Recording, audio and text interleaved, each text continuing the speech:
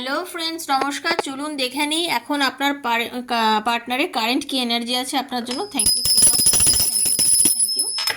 হরে কৃষ্ণ কৃষ্ণ কৃষ্ণ হরে হরে, হরে রাম রাম রাম হরে হরে। হে কৃষ্ণ করুণা সিন্ধু দীনবন্ধু জগৎপতে গোপীশু গোপিকা কান্ত রাধাকান্ত নমস্তে।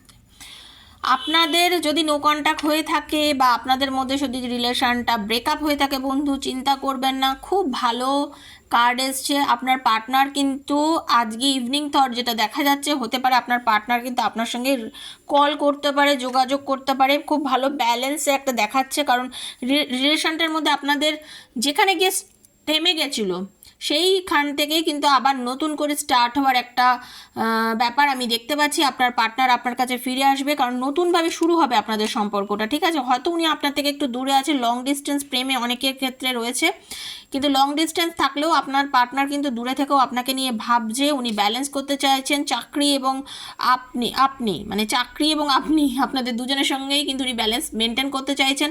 এই দূরত্বের জন্য হয়তো সম্পর্কটার মধ্যে কিছু আপনাদের মধ্যে অশান্তি হচ্ছিল, কিন্তু না, উনি ওনার ক্যারিয়ারটাকেও সামলাতে চান, সঙ্গে আপনাকেও সামলাতে চান। তো সবাই ভালো থাকুন, সুস্থ থাকুন, এটাই ছিল এখনকার রিডিং। পাশে থাকুন। Thank you so much.